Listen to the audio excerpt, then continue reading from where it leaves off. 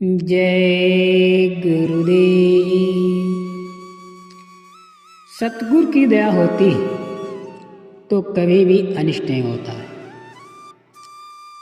जब अपने संत सतगुरु का स्मरण करेंगे तो ऐसी बुद्धि दे देंगे कि आप दलदल से निकल जाएंगे।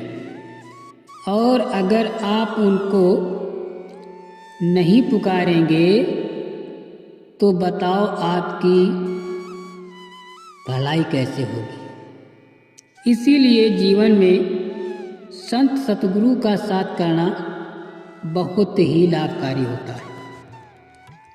बहुत समय पहले की बात है। एक गांव में एक किसान रहता था। उस किसान की एक बहुत ही सुंदर बेटी थी। दुर्भाग्यवश गांव के जमींदार से उसने बहुत सा सारा धन उधार लिया हुआ था। जमींदार बूढ़ा और क्रूर था। किसान की बेटी बहुत ही सुंदर और रूपवान थी। किसान की सुंदर बेटी को देखकर उसने सोचा क्यों न कर्जे के बदले किसान के सामने उसकी बेटी से विवाह का प्रस्ताव रखा जाए। जमींदार किसान के पास गया और उसने कहा, तुम अपनी बेटी का विवाह मेरे साथ कर दो, बदले में मैं तुम्हारा सारा कर्ज माफ कर दूंगा। जमींदार की बात सुनकर किसान और किसान की बेटी के होश उड़ गए।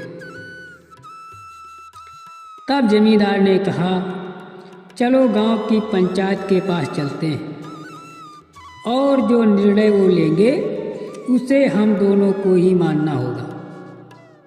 वो सब मिलकर पंचायत के पास गए और उन्हें सब कह सुनाया।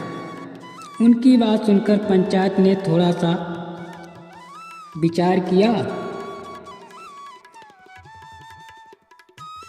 और कहा, ये मामला बड़ा सुलझा हुआ, यानी बहुत उलझा हुआ है, अतः हम इसका फैसला किस्मत पर छोड़ते हैं।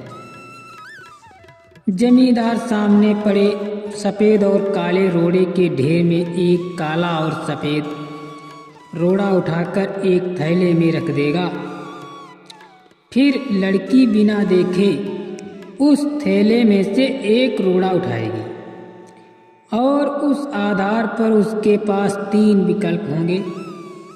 नंबर 1, अगर वो काला रोड़ा उठाती है तो उसे जमींदार से शादी करनी पड़ेगी और उसके पिता का कर्ज माफ कर दिया जाएगा। अगर वो सफ़ेद पत्थर यानी रोड़ा उठाती है तो उसे जमींदार से शादी नहीं करनी पड़ेगी और उसके पिता का कर्ज भी माफ कर दिया जाएगा।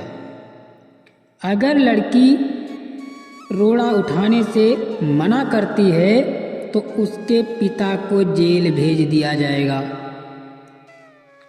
पंचायत के आदेशानुसार जमींदार झुका और उसने 2 रोड़े उठा लिए।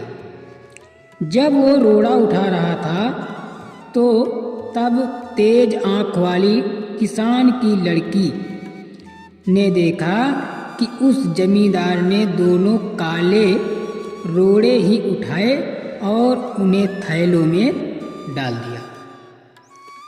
लड़की इस स्थिति में घबराए बिना सोचने लगी वो क्या कर सकती है और उसे 3 रास्ते नजर आए। उसने अपने गुरु महाराज का ध्यान किया, कहा, हे मालिक, हे परमात्मा, आपकी दया होगी तो मैं बच जाऊंगी, नहीं तो आप तो जानते हैं कि जमींदार ने क्या किया है और दोनों ही काले रोड़े अपने थैले में रख लिए हैं।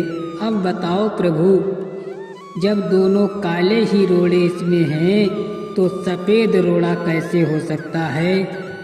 हे प्रभु दया करो, अगर आप दया नहीं करते हैं तो आपका नाम लेने वाला संसार में कोई नहीं रहेगा।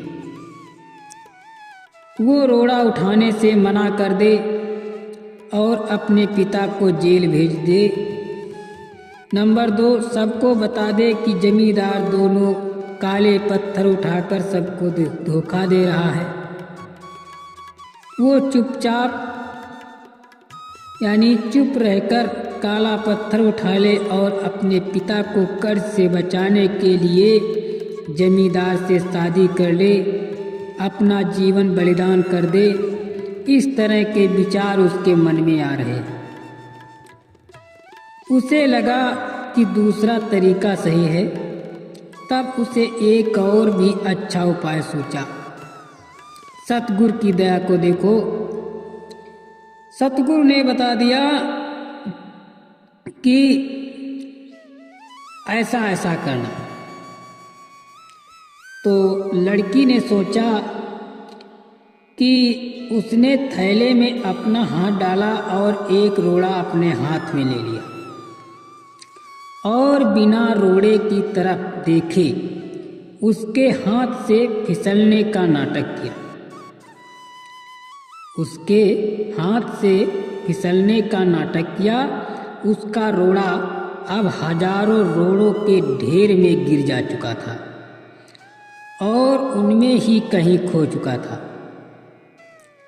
लड़की ने कहा, हे भगवान, मैं कितनी फूहड़ हूँ, कितनी बदतमीज हूँ, लेकिन कोई बात नहीं।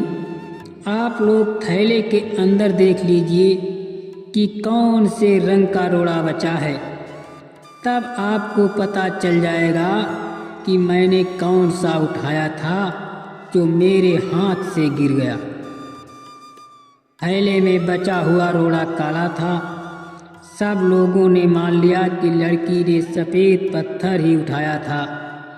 जिमीदार के अंदर इतना साहस नहीं था कि वो अपनी चोरी मान ले। लड़की ने अपनी सोच से असंभव को संभव कर दिया।